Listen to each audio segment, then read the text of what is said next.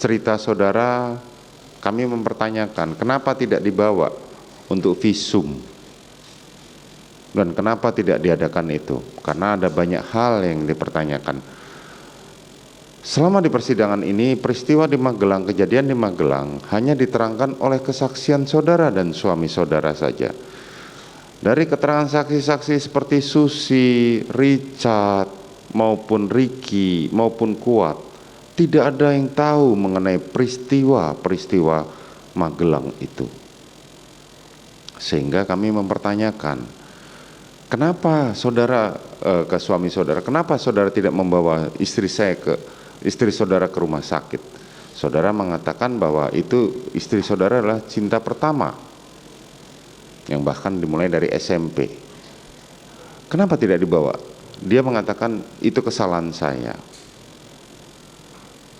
Dan memang saudara memang tidak melakukan visum, betul? Saya tidak melakukan visum. Saudara juga tidak melakukan bahkan sesudahnya, setelah peristiwa penembakan itu, saudara pernah melakukan visum atau melakukan pergi ke dokter? Untuk visum maksudnya yang mulia?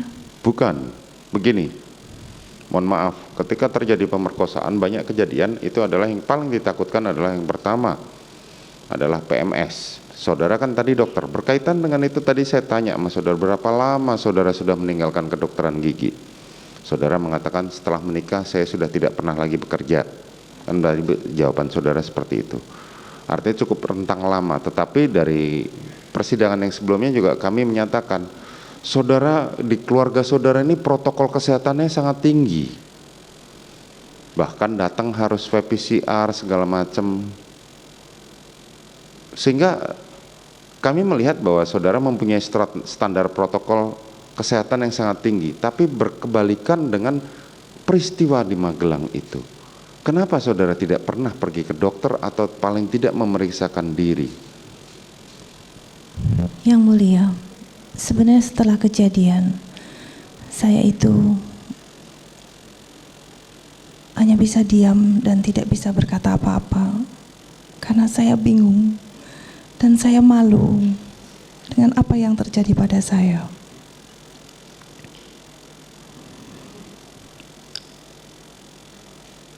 Dan saya tidak tahu harus bagaimana sebenarnya.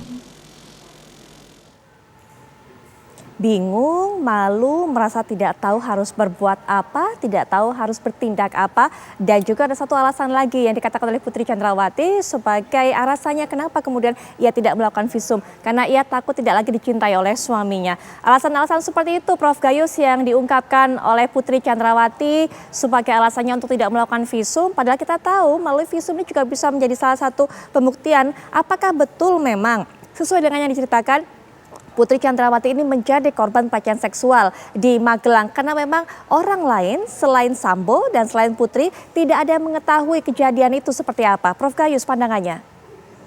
Mencermati dakwaan jaksa, tidak ada masalah perkosaan itu diajukan di pengadilan ini. Ya, itu yang pertama. Yang saya ikutin karena masalah ini telah di SP3 di Polres Jakarta Selatan dan kemudian tidak diproses lebih lanjut di TKP, berarti di Magelang. Itu yang saya temukan. Oleh karena itu ini bukan bahasan, ini bukan persoalan yang perlu digali. Yang digali penting adalah apakah benar pemberitahuan dari ibu ini, terdakwa ini kepada suaminya. Ini yang lebih penting. Lepas dari terjadi apa tidak, tapi kalau ada pemberitahuan seperti itu kan mempengaruhi pembunuhan berencana. Nah ini yang perlu digali kok menurut pendapat saya. Kita punya pengalaman di pengadilan di Jakarta ini bahwa ada seorang itu mengaku dipukulin banyak orang sehingga mukanya bengkak-bengkak. Ternyata bahwa dia itu operasi plastik. Kebohongan ini dihukum 4 tahun tidak salah. Itu pengalaman kita. Dan ini pun demikian. Kalau disampaikan secara resmi di pengadilan di bawah sumpah, dia menggunakan ancaman. Tadi saya katakan bisa 7 tahun sampai 9 tahun. Nah ini bagian pandangan saya. Ada risikonya. Tapi kalau mengenai kaitan perkara ini, jaksa tidak mendakwa adanya perkosaan. Yang ada pemberitahuan dari suaminya tentang pemberitahuan dari istrinya. Nah ini yang perlu digali, adakah telepon itu, adakah bunyi kata-kata yang ditelepon yang bersangkutan. Ini yang lebih penting bagi pandangan saya. Baik, Mbak Martin juga punya pandangan mengenai hal ini. Apa yang disampaikan oleh Putri Chandrawati? Tidak ada bedanya antara menginformasikan diperkosa dengan tidak visum gitu ya, dengan daya tarik ataupun kecintaan suami. Kalau sudah menyampaikan diperkosa ya sekalian aja visum. Jadi tidak ada hubungannya tidak visum itu supaya tidak supaya suami tercinta, itu menurut saya tidak relevan. Nah, lalu yang kedua, Ferdy Sambo pun di dalam BAP ya, yang dari Dipropam itu mengatakan bahwa peristiwa Magelang itu halusinasi. Jadi secara alam bawah sadar pada saat disampaikan, ini menurut analisis saya ya, Ferdy Sambo yakin sekali bahwa di Magelang itu tidak terjadi, sehingga yang dia nilai itu hanya ekspresi istrinya dan dia tidak bisa pastikan. Oleh karena itu, dia menghabisi almarhum ini di Duren 3. Ya. Kenapa? Karena dia tidak spontan, karena dia bisa merencanakan. Bahkan istrinya pun nih, masih dibiarkan isoman bareng di Jalan Duren 3. Jadi kalau yang saya lihat tuh Ferdy Sambo itu marah bukan karena yakin diperkosa, tapi karena memang tiba saja sama istrinya gitu dalam kasus ini. Baik. Demikian. Baik, Mas Kedi selain mengamati gestur, cara berbicara dari Putri Chandrawati, ekspresi dan sebagainya, tapi kita juga menelaah kalimat-kalimat apa yang disampaikan, jawaban-jawaban dari Putri Chandrawati. Catatan-catatan menarik apa atau setidaknya terdengar janggal menurut Mas Kirdi? Jadi ada beberapa hal, ada dua hal utama nih yang kita bicara tentang pola kalimat yang digunakan oleh Putri maupun Sambo. Yang pertama adalah dia fail to answer. Fail to answer itu kita bagi dua tadi. Yang satu itu adalah ketika ditanya beberapa kali sangat jelas terlihat bahwa Putri itu menjawab, misalnya tanya kamu sudah makan belum? Sebetulnya kan simpel jawab sudah. Gitu. Tetapi yang dilakukan adalah kamu sudah makan belum? Saya saat ini belum makan. Gitu. Lengkap, kalimat lengkap. Yang sebetulnya tidak perlu di kalimat lengkap itu disampaikan. Itu dua hal yang berbeda, Mas. Cara menjawab singkat dengan cara menjawab lengkap seperti itu. Gini, ketika seseorang yang spontan dan memang itu terjadi, saya berani dan langsung memberikan sebuah statement ya atau tidak. Untuk pertanyaan ya dan tidak. Tetapi biasanya kalau kita bicara orang yang sedang menutupi sesuatu, dia membutuhkan waktu agak panjang, itu satu, membutuhkan waktu agak panjang untuk berpikir sehingga dia akan menggunakan kalimat lebih panjang. Dan dia akan menjauhkan dirinya, tanda petik, dari posisi dia berbohong. Dengan cara tadi panjang tadi, distancing language. Jadi itu merupakan salah satu penanda indikator sebetulnya bahwa seseorang menyembunyikan sesuatu di situ. Itu satu, itu baru satu. Yang kedua, sekali lagi fail to answer ini ada dua sisi nih. Dilakukan oleh Putri maupun Sambo. Yaitu apa? Begitu ada sebuah pertanyaan, contohnya gini, kenapa Anda tidak membawa istri Anda visum misalnya gitu. Maka jawabannya adalah itu kesalahan saya. Dibandingkan menjawab alasannya.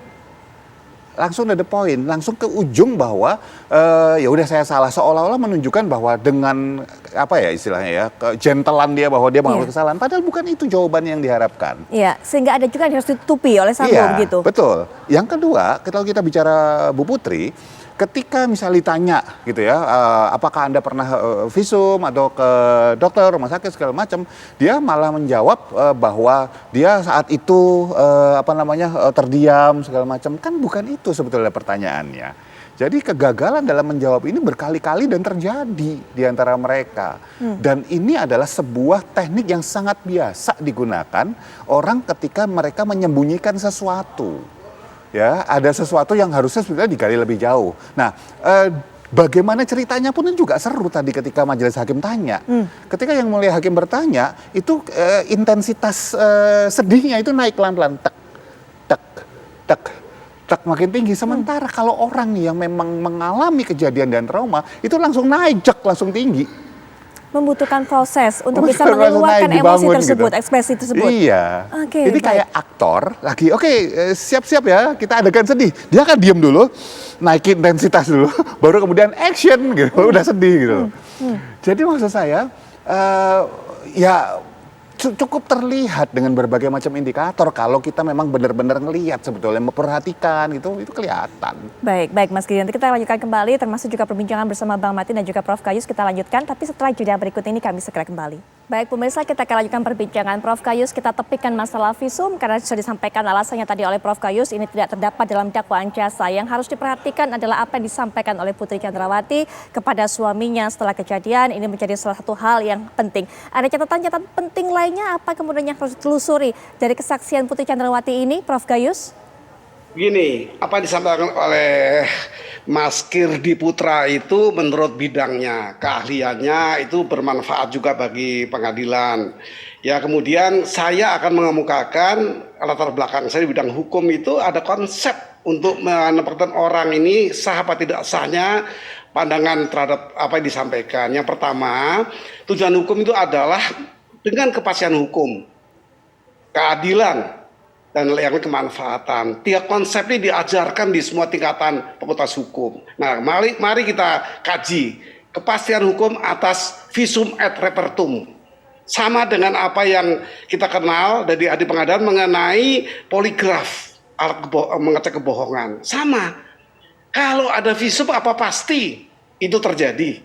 Kalau tidak visum apakah itu benar memang tidak terjadi. Ini kan diuji dengan alat lain yaitu ahlinya di bidang masing-masing, poligraf maupun visum et repertum. Itu tidak ada kaitan sama sekali. Bukan berarti kalau nggak ada visum langsung nggak ada perbuatan. Ini sangat berbeda. Nah, ini pendapat saya mungkin bermanfaat buat semua pihak ini untuk memahami hal-hal menyangkut kekuatan visumnya nggak ada. Apa iya berarti itu tidak ada kepastian hukum untuk memastikan bahwa dia memang tidak menjadi korban? Ya tidak. Karena itu semua baru sarana-sarana. Visum et repertum itu surat ahli kesehatan atau dokter yang membuat keterangan. Nanti itu diuji, baru bisa sebagai alat bukti yang sah dan bentuknya surat. Poligraf juga sama, di soal ahlinya, hakim mengatakan sah, itu menjadi bukti surat atau bukti ahli. Itu seperti itu pandangan saya. Basic dari apa yang kita tentukan di pengadilan haruslah ada rujukannya. Ada dasar hukumnya untuk disampaikan iya apa tidak. Demikian pandangan saya. Baik, mengenai hal ini juga penutup dari Bang Martin. Silakan Bang Martin.